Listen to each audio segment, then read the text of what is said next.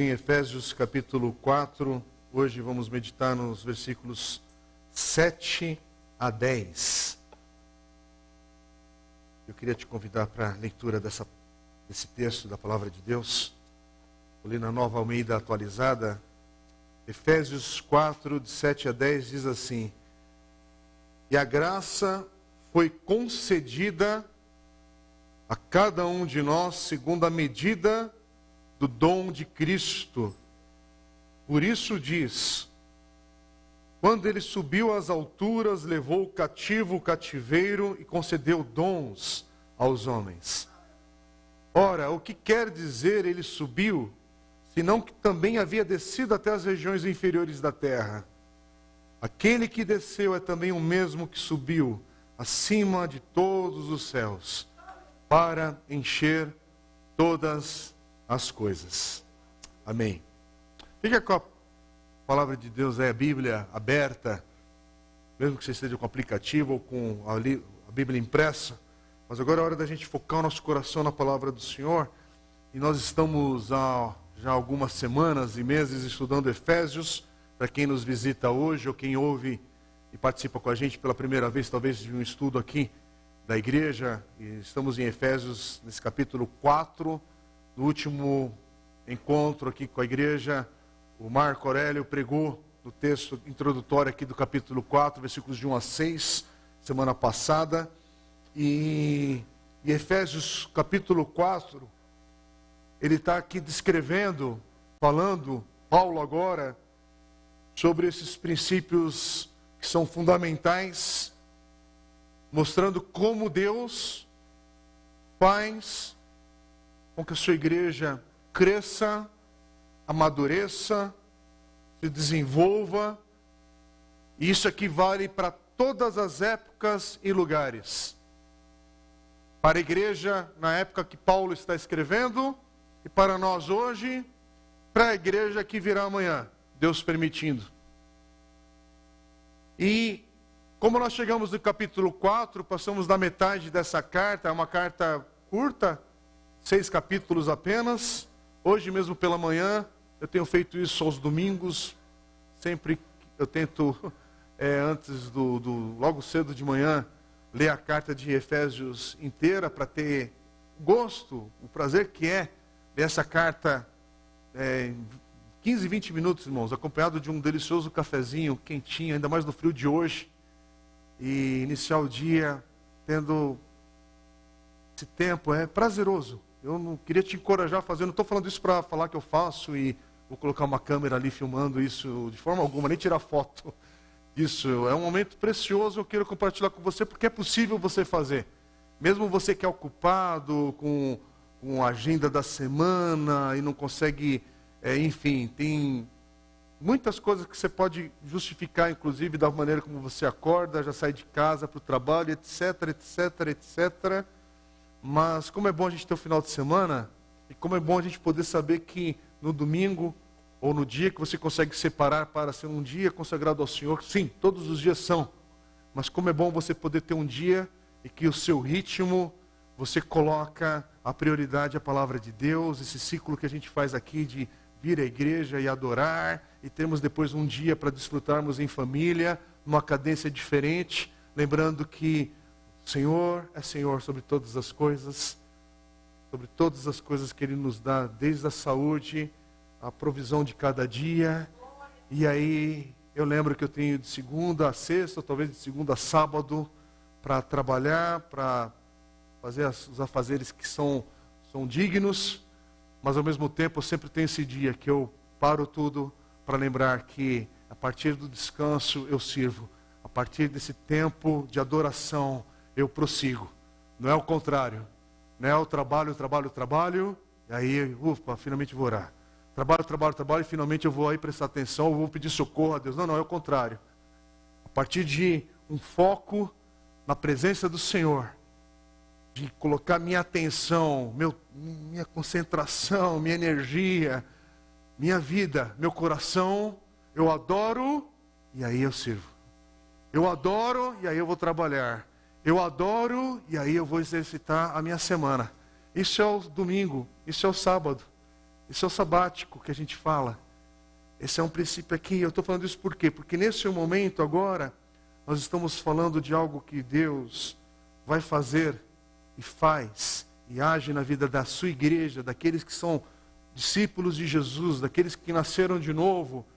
Capítulo 4, 5 e 6 vai falar agora de algo que é vivido na vida dessa igreja. Mas para ele falar agora, é porque ele lançou os fundamentos no capítulo 1, 2 e 3. No último encontro com o pequeno grupo, a gente estudou justamente a mensagem do domingo passado, que foi essa introdução dos versículos de 1 a 6. Nossos encontros de pequenos grupos aqui na igreja, para quem ainda não participa, são encontros quinzenais em diversos locais. Está no site da igreja, se você se interessar. É a maneira que a gente encoraja um ao outro. Vai à palavra de Deus, ora, cresce, caminha, aprende, chora junto, ri, vive. E tem encontros, inclusive, que não tem o nome de pequeno grupo, mas se você está servindo em algum ministério aqui da igreja, o princípio por trás de cada ministério, cada área que você vive aqui, não é fazer. É caminhar, é se doar, é participar. Então tem aqui o pessoal na música, no louvor, na adoração, tem o pessoal na transmissão, na técnica aqui da igreja, tem os irmãos que servindo na recepção, na diaconia, com kids, com os adolescentes, com os jovens, com os adultos aqui da igreja, diversos nomes que a gente dá, mas é tudo pretexto para a gente ao mesmo tempo estar caminhando com alguém. Porque igreja é isso, igreja é caminhar ao lado. Igreja envolve a minha vida, o que Jesus fez na minha vida e o outro que está aqui. E quando eu falo isso, a gente está agora entrando num texto que você não cai aqui no capítulo 4 desconectado daquilo que Paulo já está lançando como fundamento. E nesse último encontro, e acredito que os demais grupos, a gente está tentando não correr adiante, às vezes pode adiantar uma coisinha ou outra, mas a gente está no capítulo 4 juntos como igreja, e por volta do capítulo 6 desse livro do pastor John Stott, a gente está usando também, só estou mostrando agora para te encorajar, lendo Efésios com John Stott, da editora Ultimato, é um material de apoio que nós estamos estudando, um excelente livro que vai nos ensinando, ajudando também a discernir aqui o texto, e nós estamos no capítulo 6 desse pequeno livro, e assim a gente vai caminhando. Aliás, irmão Carlos ainda tem os exemplares, tem 2 ainda, né? Para quem não adquiriu, fazer uma propaganda aqui para o irmão Carlos aqui. Irmão Carlos adquiriu vários livros, abençoou bastante gente aqui, e aí ele estava me lembrando que ele ainda tem 2 exemplares, se você quiser, fale com o irmão Carlos ao final do culto também. De novo, não é por causa de vender, é para ser abençoado de fato, e ter esse material aí para você te edificar, para te ajudar, e assim a gente está caminhando. Então, voltando aqui para essa questão do capítulos 1, 2 e 3, queria só destacar algumas coisas que nós já aprendemos como igreja. E se você, de novo, está chegando agora, ou não está familiarizado com essa carta, os capítulos 1 a 3, basicamente Paulo está ensinando, está falando, apontando aqui, esclarecendo, mostrando a essa igreja, e ele está aqui celebrando o que é o plano eterno de Deus. Que Deus está fazendo. É por isso que no capítulo 1, Paulo, para mostrar o grande plano de Deus, desde a eternidade, ele está falando ali, ele fala no capítulo 1, que Deus está reunindo todas as coisas nos céus e na terra, juntas debaixo de Cristo. E ele vai falar, e é para a glória da sua graça, para a glória do seu nome, é para a sua glória.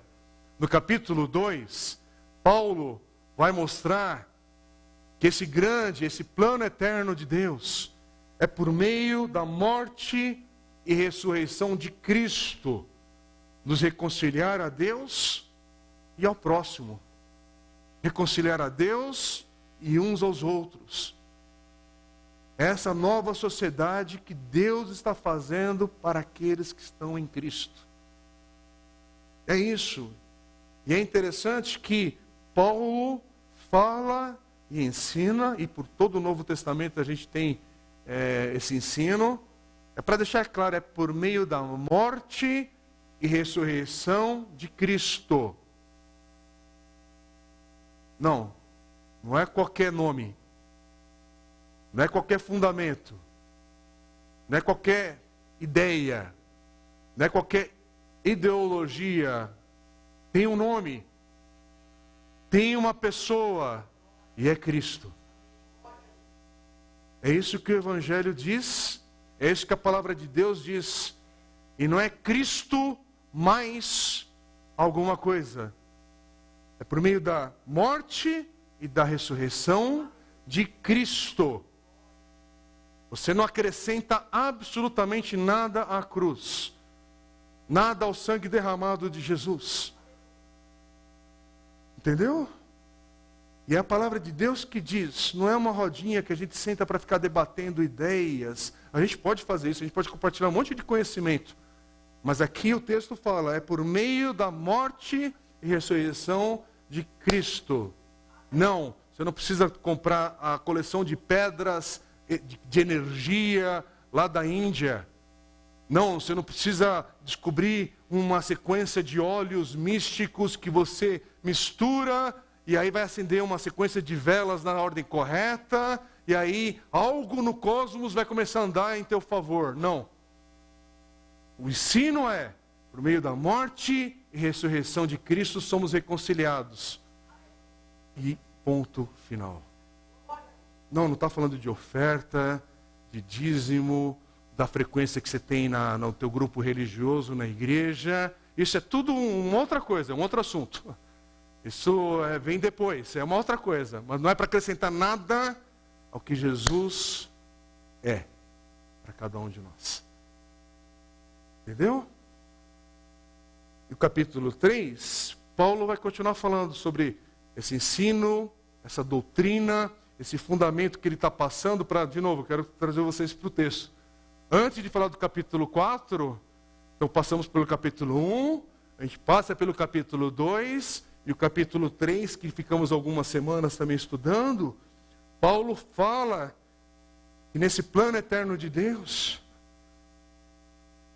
forma de manifestar essa sabedoria do mistério do Evangelho, as regiões celestiais, é por meio da sua igreja. É por meio do seu povo. E é um mistério que tem que ser revelado. É um mistério que o Senhor tem que trazer a revelação. É por isso que não é apenas um esforço intelectual.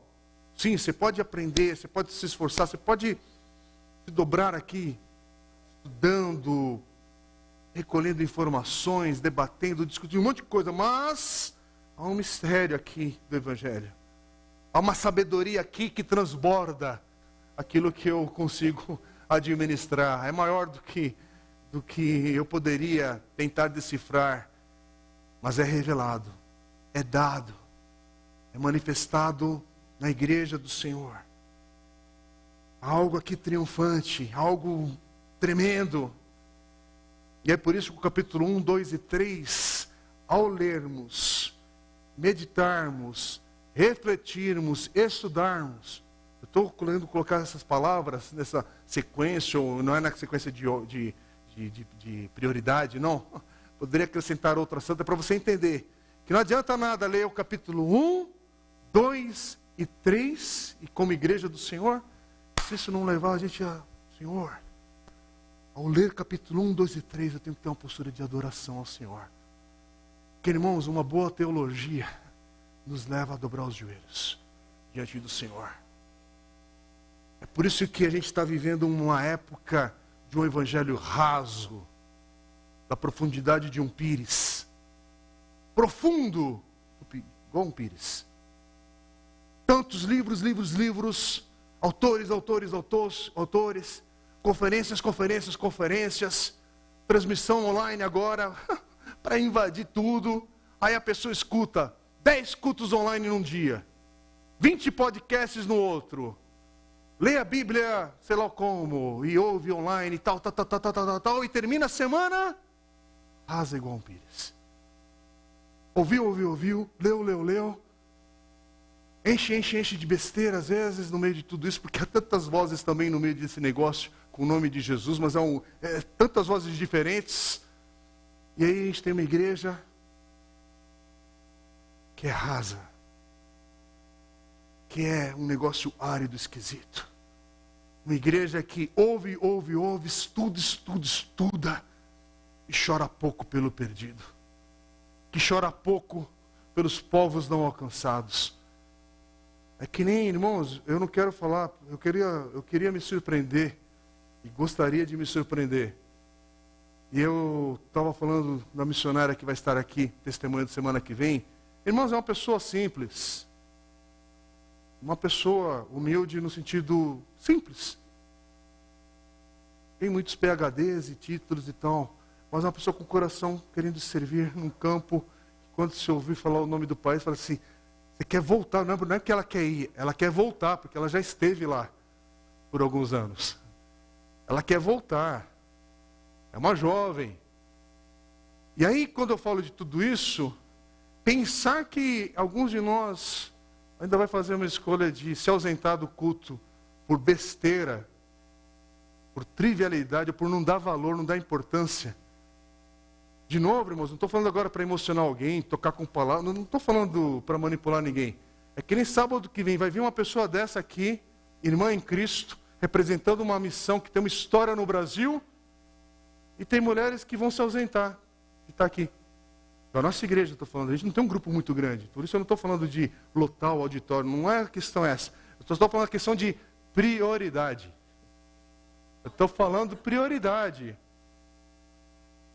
E domingo que vem é a igreja toda, aberta para todo mundo, porque é questão de espaço, é questão de oportunidade da gente fazer algo. E aí pensar que tem gente que é assim. É assim porque ontem eu estava lendo na minha leitura de bíblica que eu faço no ano, eu estava no Evangelho de Lucas, naquele trecho lá que Jesus cura com uma palavra os 10 leprosos, né? E volta só um para agradecer, e era samaritano ainda. Nem judeu era. O texto está longe da nossa realidade de vida aqui? Não. A forma que a gente quer, às vezes, a gente quer. Vamos logo aí, porque eu quero orar pelo meu problema. Eu tenho que ainda fazer o almoço daqui a pouco, mas tem um problema que eu preciso que ore a igreja, faça alguma coisa. Porque se não tiver solução aqui, tem uma outra igreja que vai apresentar uma solução. Ou se não for igreja, eu vou ali acender uma vela não sei aonde, eu vou lá não sei aonde, porque todos os caminhos levam a Deus. Quer dizer, a pessoa não está afim de Deus. Essa frase é só bonita. Ela quer resolver problema, resolver enfermidade, resolver um casamento, resolver um problema não sei aonde. E aí eu estou falando tudo isso, irmãos, porque, de novo, estamos estudando esse texto aqui, e é um texto que, se você está percebendo o que a gente está aprendendo, semana após semana, irmãos, agora a gente vai entender que, para viver, a partir daquilo que ele vai ser ensinado no capítulo 4, 5 e 6, coisas que agora ele vai falar sobre unidade, que falou no início, semana passada o Marco Aurélio pregou, unidade da igreja, do corpo de Cristo. Vai falar sobre maturidade, vai falar sobre dons agora, de dons depois vai falar sobre essa nova natureza que temos em Cristo, depois vai falar sobre os relacionamentos, marido, mulher, pais e filhos, e é interessante que antes de começar a falar de marido e mulher, vai falar que a gente se sujeita uns aos outros, e aí que entra a questão de marido, mulher, pais e filhos, profissionais, trabalhadores, como é que você lida no trabalho, para depois falar ainda de questões de batalha espiritual, que o capítulo 6 também vai falar. Então, antes de falar, estava até brincando com o pessoal no encontro de pequeno grupo sexta-feira. Então, antes de você vestir a sua camiseta da armadura de fé, sobre o capacete de não sei das quantas, a espada não sei do que, a couraça, tal, e fazer um adesivo e colocar no carro, mas tem um fundamento. Ele lançou agora. O ensino, essa doutrina, teologia, mas teologia nesse sentido que é algo para viver, para aprender, para ser confrontado, que é o capítulo 1, 2 e 3. E que não é água com açúcar, não é groselha gospel. É algo mais profundo, é algo muito sério, é algo que Paulo está falando toda hora. Olha, tem pessoas caminhando entre nós que precisam que os olhos sejam abertos, que precisa ter entendimento e receber esse entendimento de Deus. Está orando para aquele teu querido que está perdido, que está longe do Senhor. Irmãos, irmãs, esse que está longe do Senhor, ele não está precisando sentar com a pessoa mais inteligente da igreja para ser convencida da teologia tal, tal e tal, da fé assim, assim. Então, sim, talvez precise de explicação, sim, precisa razoar, precisa conversar, debater algumas coisas, mas precisa, acima de tudo isso, que Paulo está falando, precisa que os olhos do coração sejam abertos pelo Espírito Santo de Deus. É por isso que continua a orar, continua a interceder, continua a clamar, continua a colocar essa vida diante do Senhor e pedindo: Senhor, tem misericórdia, assim como os meus olhos foram abertos, abre também dessa pessoa que é amada, que é importante no meu coração. Mas tem que orar, tem que dobrar os joelhos, tem que interceder. Então, aqui é um resgate para o nosso coração hoje, que antes da gente entrar na questão do dom, que a gente vai falar agora, a gente lembrar o nosso coração que tem que orar. Tem que entrar numa batalha de falar: Senhor, é algo sobrenatural, é algo que é pela fé, porque a salvação é pela fé, é graça e é pela fé em Cristo Jesus. E para crer nisso é crer em algo que é revelado pelo Espírito Santo de Deus, não é de qualquer jeito. Então se coloque preparado para compartilhar o Evangelho, mas lembra: Senhor, não é a frase que eu vou soltar, não é o meu convencimento, mas é o Teu Espírito Santo agindo através de mim. Sim, um pobre pecador, como aquela canção da Raquel Novaes diz, logo eu. Mas Deus te usa, Deus te capacita, Deus te dá graça. Como Deus dá graça nesse ajuntamento da igreja. Sim, aqui a gente tem de tudo, diversas situações. Aqui tem gente quebrada e gente que está passando por uma grande vitória agora. Aqui tem gente que está, inclusive, acompanhando a filha no hospital. E tem gente que está dando um testemunho de cura. Aqui tem gente que acabou de enterrar alguém querido. Outros que já aguardam a ressurreição dos mortos por causa de muita gente querida que já passou por essa vida. E gente que está nessa estrada falando: e agora, Senhor, qual é o próximo capítulo? Porque isso é a vida, irmãos. A vida não é: ai meu Deus do céu, aconteceu. Não, vai acontecer diversas coisas, dependendo do estágio, do momento que você está vivendo. Mas é lembrar que, por meio de todos os estágios da minha vida, o Senhor é Deus presente. O Senhor é um Deus presente no dia da angústia. O Senhor é um Deus presente no dia que eu derramo minhas lágrimas. O Senhor é Deus presente na minha história. E Ele preparou a minha salvação antes mesmo de eu ter nascido em 1970. A minha salvação, o Calvário já tinha sido conquistado. Para pensar nisso, irmãos. Isso é para uma coisa, para você está chegando aqui agora, ficar surpreso. A questão é que você está sabendo disso talvez agora, nesse momento da tua vida, da tua história, ou nos últimos anos, que é o que todo mundo aqui se engloba. Mas o Calvário, a questão já foi resolvida lá atrás, 2000 anos. Que Jesus veio, morreu, ressuscitou, e aí já resolveu o teu problema, o meu problema. É isso que Paulo está falando aqui no capítulo 1, 2 e 3. Então, às vezes, o teu coração pode estar murcho, porque, irmãos, a gente passa por muita bordoada, é muita coisa às vezes que pega pesado. Sim, há muitas dores, mas aí a gente olha para a palavra de Deus e o Senhor fala: fica firme, porque eu venci o mundo.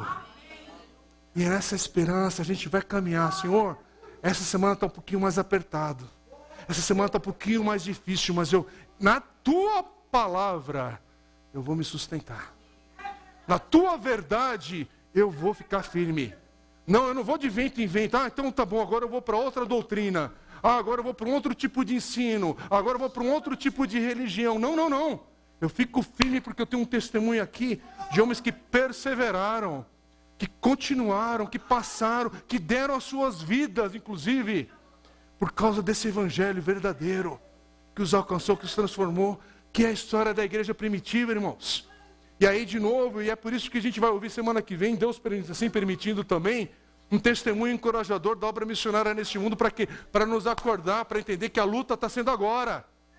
A luta está sendo travada agora.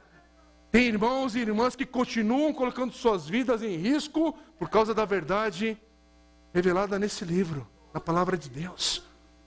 Porque o Evangelho ainda é o poder de Deus para a salvação de todo aquele que crê. É isso que nós cremos e que Paulo fala em Romanos. E é isso, irmãos. Então agora, a gente entra nesse capítulo 4 e prossegue, crendo que eu e comigo.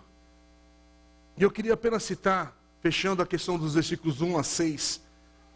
Pastor inglês chamado Richard Coykin, ele tem um livro chamado Ephesians for You, que ainda não foi traduzido para o português, mas é uma série que a Edições Vida Nova tem traduzido, que eles usam o nome de um livro da Bíblia, e Para Você. É uma série excelente de comentários bíblicos, muito práticos, se você desejar se aprofundar e ler. E espero que esse livro em breve esteja em português. E eu estou com ele no Kindle, que é um livro digital. E quando ele chega aqui no capítulo 4, dos versículos 1 a 16, esse bloco maior, hoje estamos lendo de 7 a 10, mas o capítulo de 1 a 16, que abrange um sentido aqui do ensino. E ele fala o seguinte, que o apóstolo Paulo está descrevendo aqui 3 ingredientes básicos para o crescimento da igreja. E ele fala que é a unidade em ministério para a maturidade. Eu achei tão bonita essa forma que ele ensinou aqui, porque é o que Paulo está falando sobre unidade, ministério, e aí ele vai falar de maturidade na sequência. Não é o foco de hoje. Hoje a gente vai falar de ministério um pouco, de dons. Domingo passado ouvimos falar sobre unidade. E é interessante de novo que, assim como começa o versículo 4, Paulo, depois de enfatizar essa importância sobre a unidade no corpo de Cristo, e é por isso que, um pouquinho antes, você vai ver a repetição de há um só corpo, um só batismo, um só Deus. E ele vai falar essa expressão um aqui, um ali, 7 vezes. Se você observar nos versículos 6, 5 e 6. E aí Paulo já enfatizou essa unidade do corpo de Cristo. Essa unidade que é para o crescimento espiritual. E agora Paulo vai falar sobre o valor dessa diversidade de dons, de ministérios na igreja, entre os membros da igreja. E é por isso que no versículo 7, ele começa por dizendo, e a graça foi concedida a cada um de nós, segundo a medida do dom de Cristo. E eu quero repetir mais uma vez. Versículo 7, Paulo está ensinando agora, depois de falar sobre a unidade do corpo de Cristo. A graça foi concedida a cada um de nós, segundo a medida do dom de Cristo.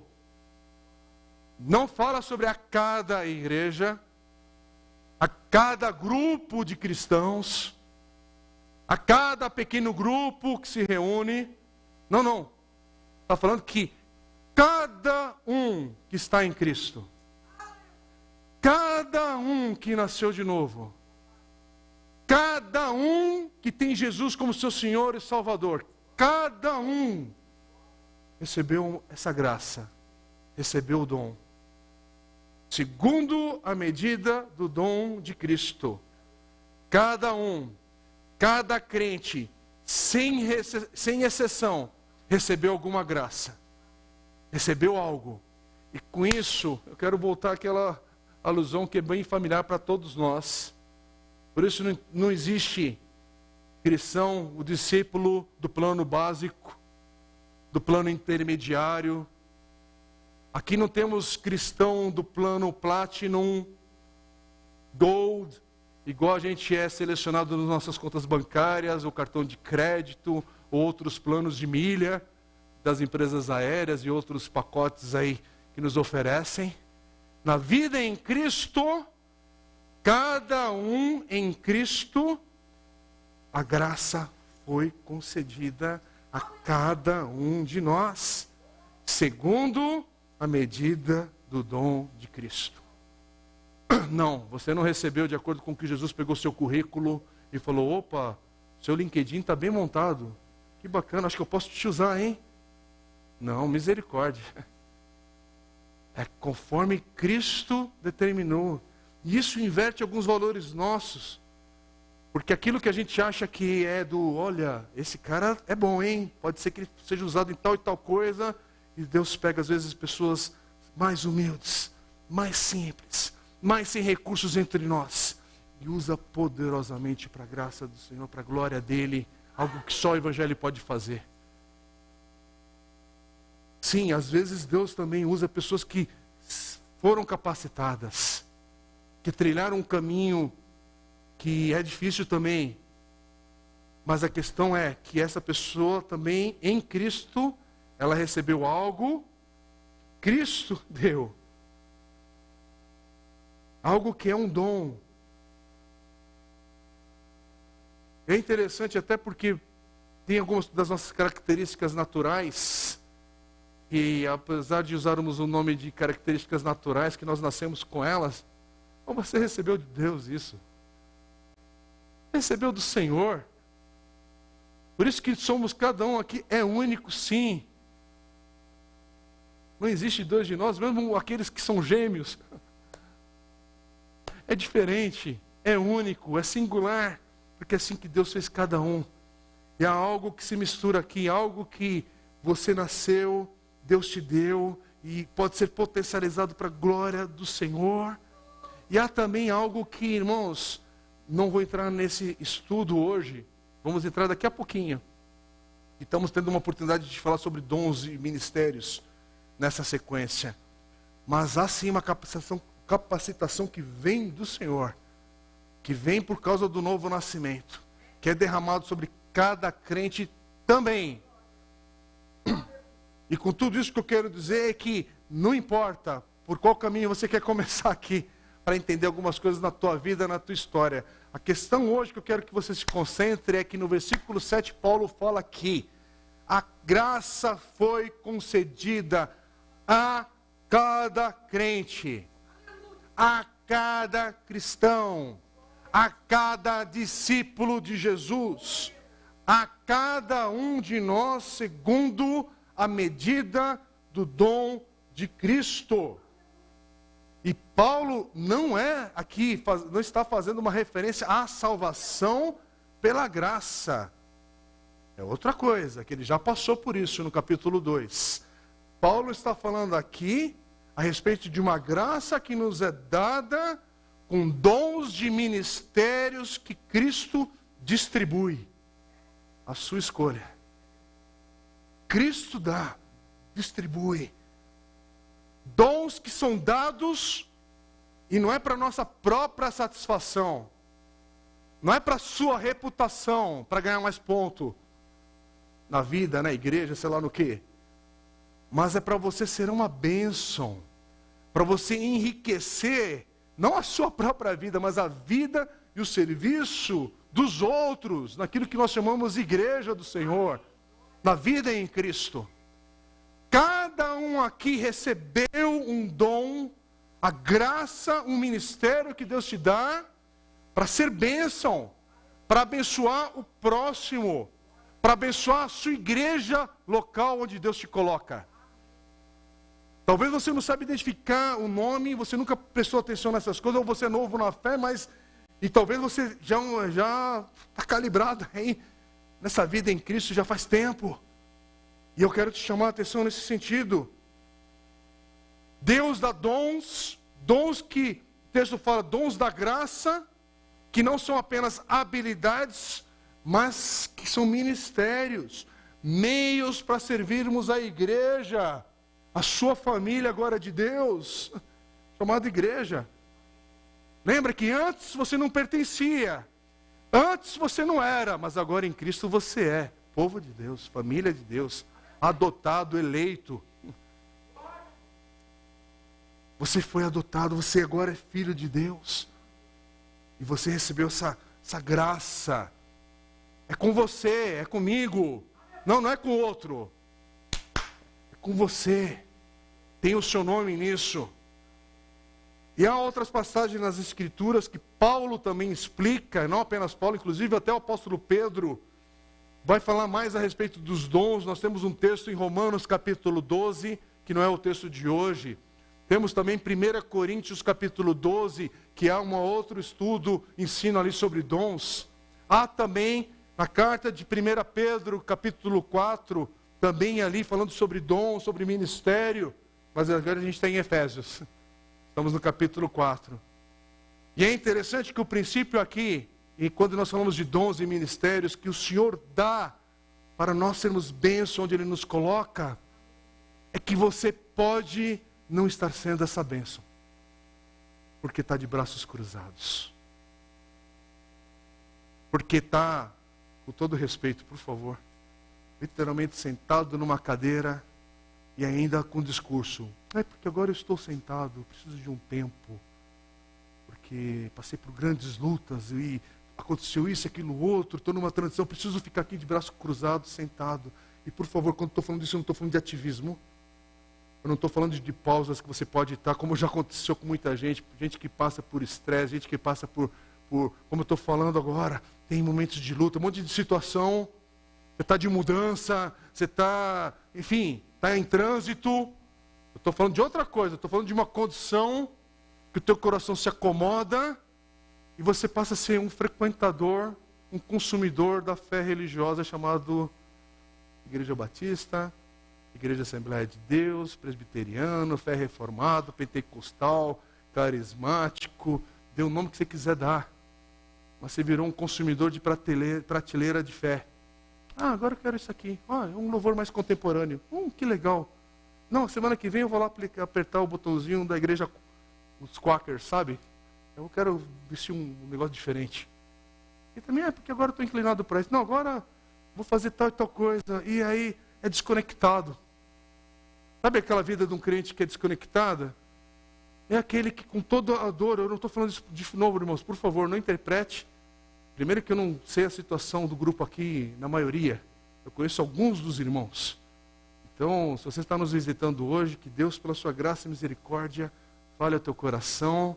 Se você é de outra igreja, você é bem-vindo no nosso meio. Se você está ouvindo essa mensagem em outra oportunidade, que Deus também fale ao teu coração, e que você é um amado de Deus, queremos o teu bem, mas, contudo, talvez você está aqui hoje, à noite você está indo para uma outra igreja, terça-feira você está na reunião de oração da outra igreja, na quarta-feira você está não sei aonde, na quinta de manhã você está no congresso tal, na sexta-feira tal, e aí no domingo que vem você não está nem de volta aqui, você está já indo numa outra igreja, e aí no final de tudo você ainda fala, então eu sou lá da tal igreja. Peraí, mas o cara não vai desde que começou a pandemia, mas ele está lá naquela igreja ainda. Quer dizer, a vida ela não tem um vínculo com o corpo de Cristo para valer. É um treco esquisito. É um negócio estranho, que não tem compromisso com o próximo. E aí, com essa bagunça desse mundo online ainda, irmãos, prepare-se.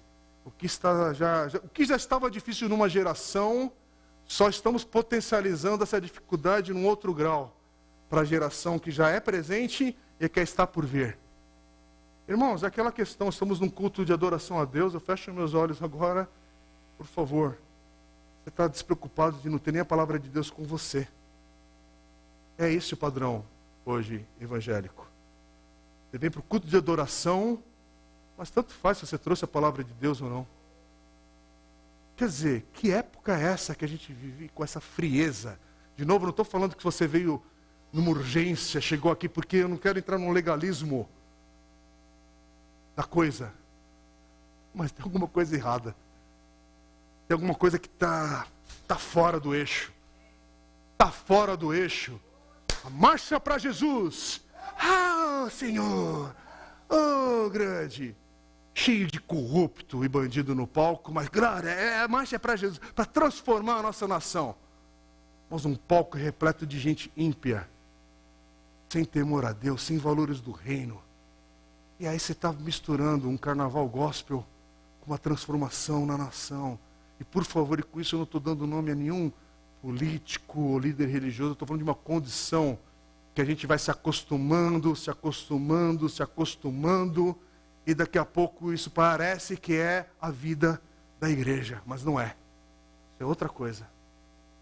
Isso é uma religião evangélica. Religião cristã, dá o nome que você quiser dar também, as diferentes e diversas expressões que há aí. E com tudo isso, irmãos, o que eu estou falando assim, é que de novo, eu olho também para a minha vida e falo, Senhor, e tem misericórdia do meu coração. Porque muitas vezes eu estou cambaleando nesse caminho. Também do palco, da estrada da vida, das coisas, que sei lá o que é. Mas hoje a palavra fala assim, volta aqui.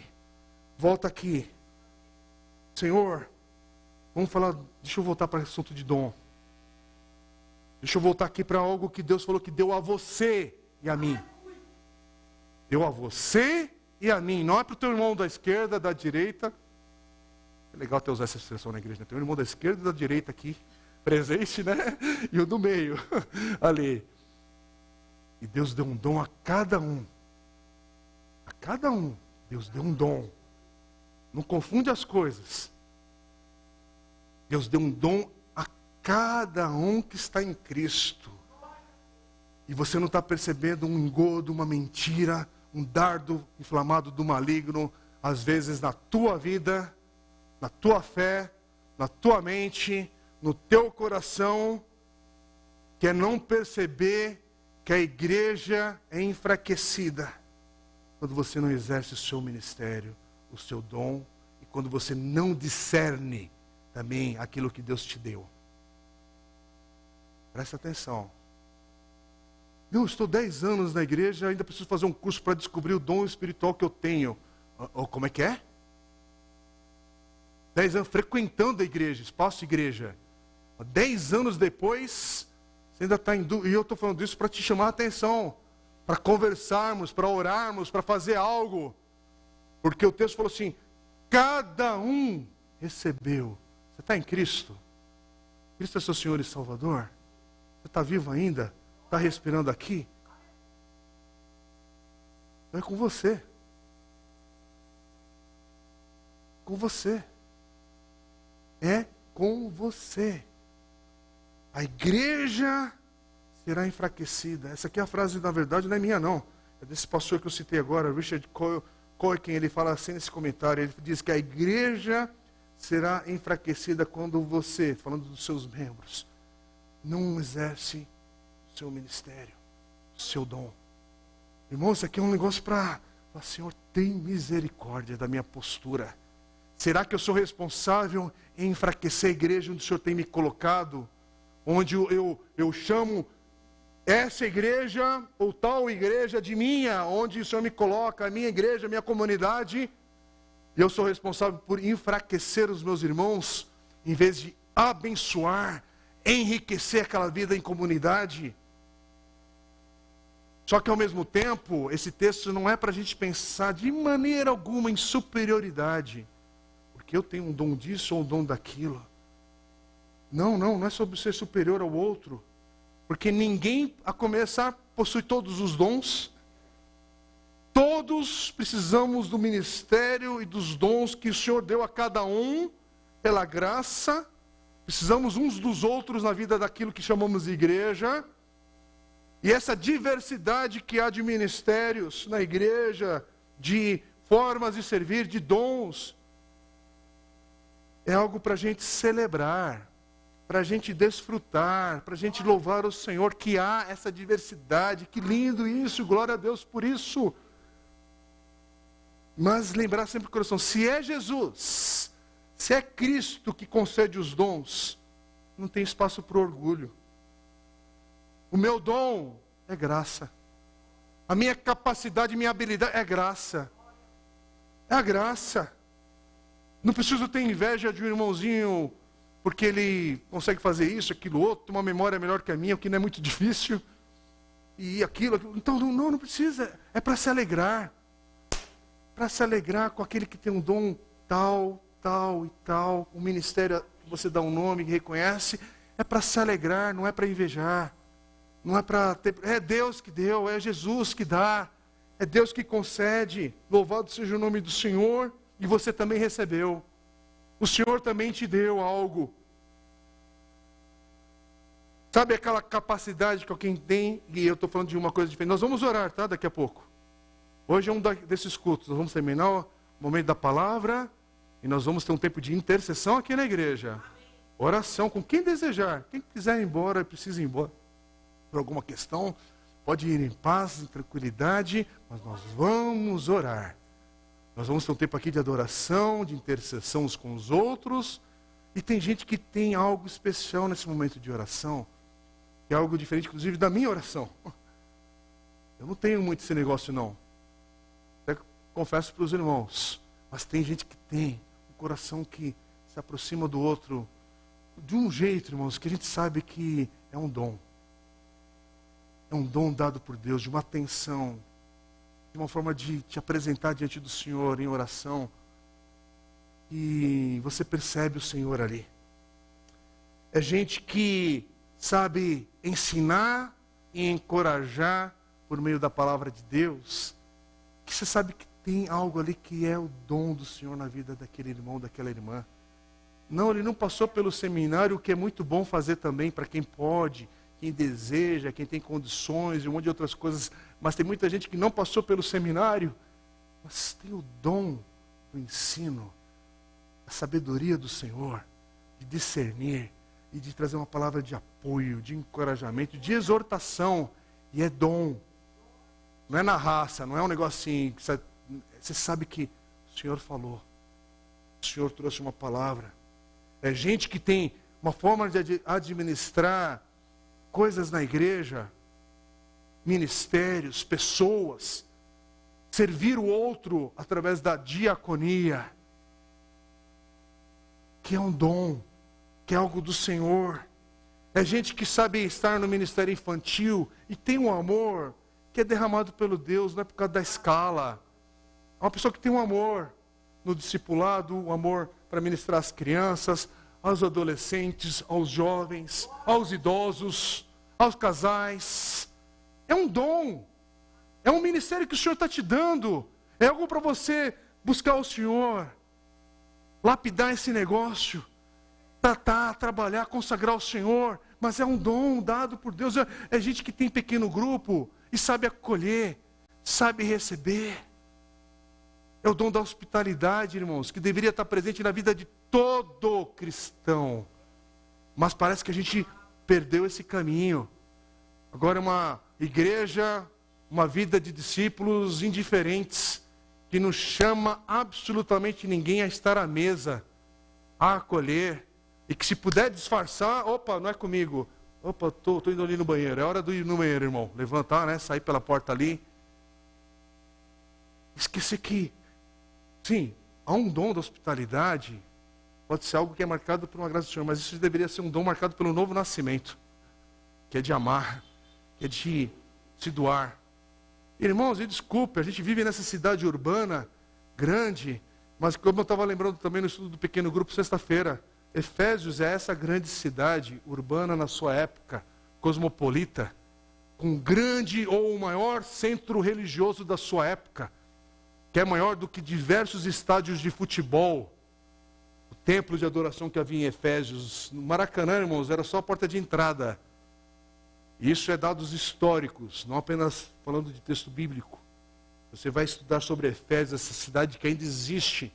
Pode viajar, fazer uma viagem bem interessante para conhecer. Ainda a hora que o Senhor dê graça e recursos para fazer uma viagem dessas históricas, assim, para aprender, para desfrutar de apreciar isso. Aí a gente pensa assim, não, é porque Paulo está escrevendo e não está sabendo o que eu estou passando. Como assim? Paulo está num grande centro urbano da sua época, que as pessoas estão morrendo por causa de Jesus, do Evangelho. Ali ser crente é colocar realmente a cabeça ali para ser cortada. E a gente fica pensando que esse texto está distante da minha realidade urbana, porque eu moro no grande ABC, colado em São Paulo, uma área onde o Brasil passa por aqui, a economia e o meu trabalho. Irmãos, de acordo com as proporções e com a época, Paulo está falando para a gente que é igual você. Aliás, eu não ouvi falar de ninguém aqui que correu risco como é que agora fala? Risco de morte, de vida, sei lá o quê, né?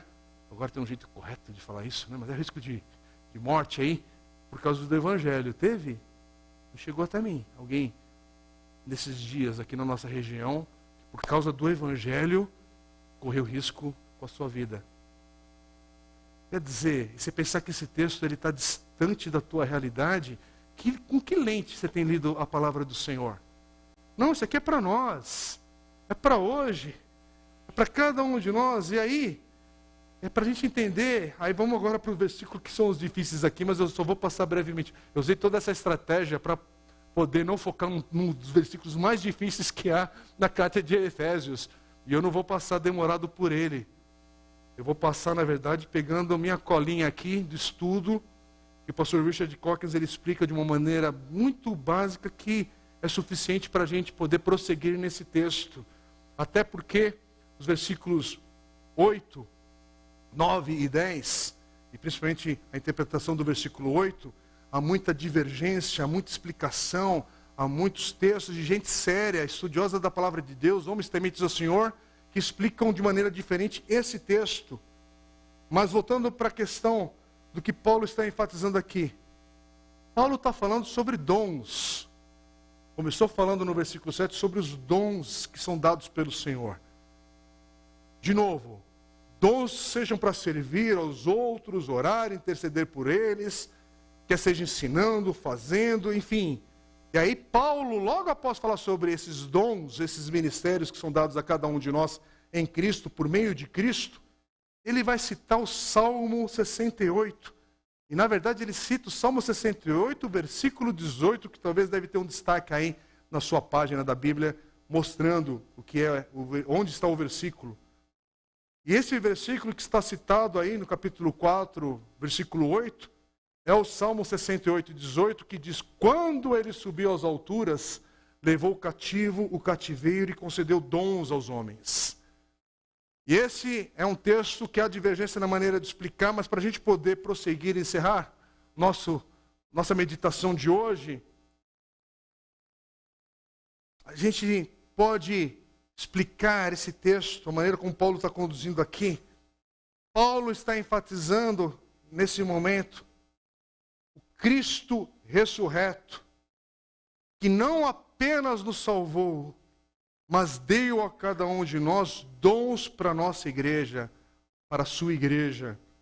E esse salmo, ele é citado, e originalmente, ele era ensinado como algo que celebra a vitória de Deus ao resgatar Israel do Egito. E ao devolver esse povo que estava ali cativo, esse povo agora Deus redimiu e colocou de volta no mundo para prosseguir. E Paulo, é como Paulo reconhecendo esse salmo olhando para essa vitória futura de Cristo, subindo aos céus, é o que ele vai falar no versículo 10, depois de descer, e essa expressão tem a ver com a encarnação. Quando Jesus desceu, Deus veio a esse mundo, encarnou para morrer por nós, versículo 9, e nos dar de volta agora, povo de Deus, de volta como dons para a sua igreja. E eu quero terminar, para não me prender e me enrolar com esse texto aqui, eu quero apenas destacar nesse sentido, irmãos. Nós não apenas temos dons de Deus, nós somos dons de Deus para a sua igreja. É diferente. Você é um dom de Deus para a igreja do Senhor. Isso significa que a igreja está aqui.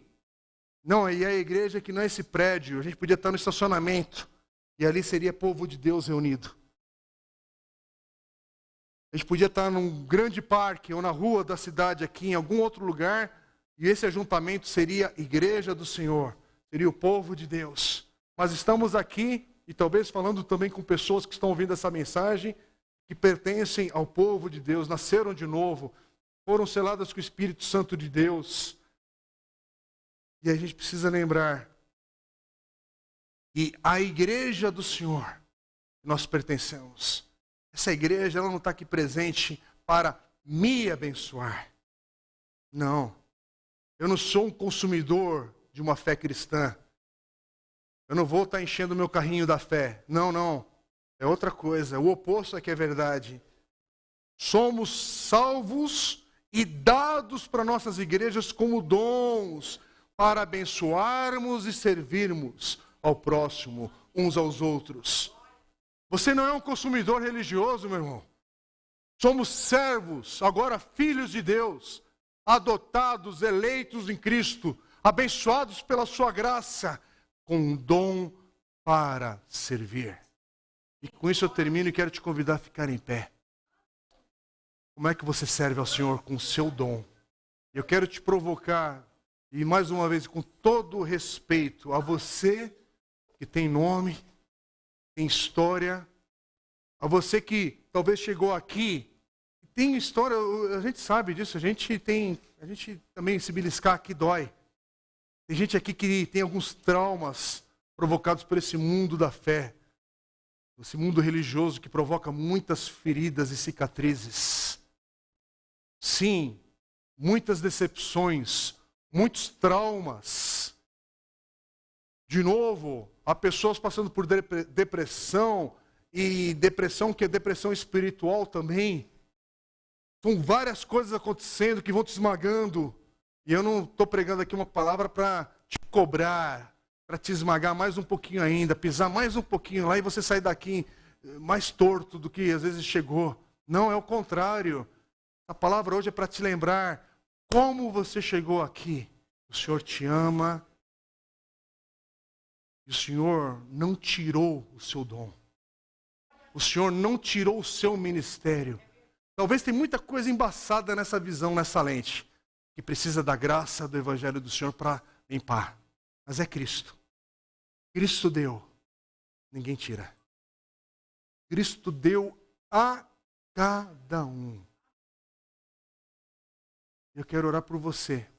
Que o Espírito Santo de Deus te visite de tal maneira que haja um renovo, que haja um novo vigor, que haja um novo ânimo no teu coração e na tua vida. Sim, que a sua fé seja fortalecida, mas não porque eu estou usando agora uma palavra, uma sequência de palavras. Não, que seja o Espírito Santo de Deus renovando as suas forças, renovando a sua fé, te visitando de uma maneira que você possa olhar com ânimo e entender: o Senhor me deu dom, o Senhor me deu um ministério, que eu possa servi-lo para ser bênção e enriquecer a igreja onde o Senhor tem me colocado, para a glória e honra do Senhor. Mas faça alguma coisa em nome de Jesus. É tempo de arregaçar as mangas, meus irmãos. A sociedade está gritando por socorro, e o socorro não é um novo ou o mesmo presidente. A esperança não é por um novo ciclo econômico. Sim, pode tudo acontecer para a glória do Senhor também, mas a esperança continua sendo Cristo, apenas Cristo. Tem gente que está indo para o inferno porque não foi lavado pelo sangue de Jesus. A pessoa vai com diploma de pós-doutorado, mas está sem Cristo, está perdida.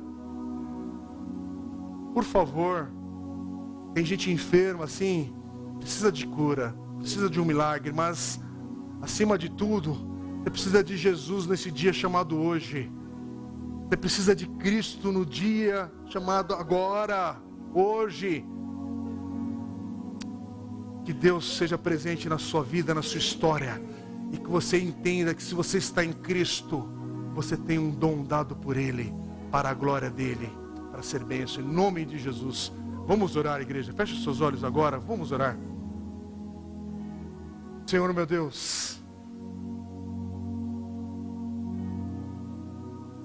tem misericórdia de cada um de nós, a começar de mim, Senhor, nesse dia, nessa hora. Porque muitas vezes, Senhor, o que eu faço com o dom que o Senhor me deu, o ministério que o Senhor me deu, não é para a tua glória. É para a minha vaidade, para o meu uso pessoal, ou pela negligência que eu às vezes vivo e desonro o teu nome, Pai. Tem misericórdia, Pai.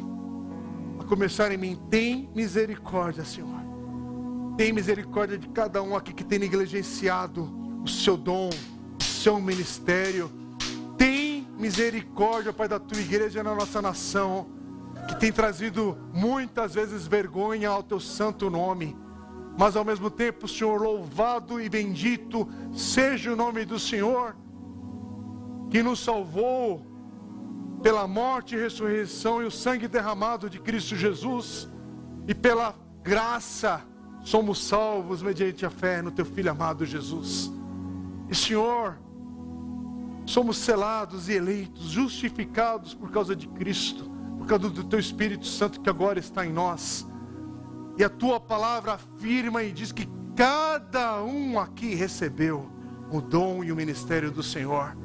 Por isso, Deus, faz de novo um derramar do teu Espírito sobre a tua igreja, permitindo que essa igreja traga honra, glória e louvor ao teu nome, apesar dos dias maus, apesar dos dias de dificuldade, apesar dos dias de tamanha luta que vivemos, mas que a gente possa caminhar pela graça derramada a cada um de nós, para sermos bênção e enriquecermos a tua igreja, onde o Senhor nos coloca hoje.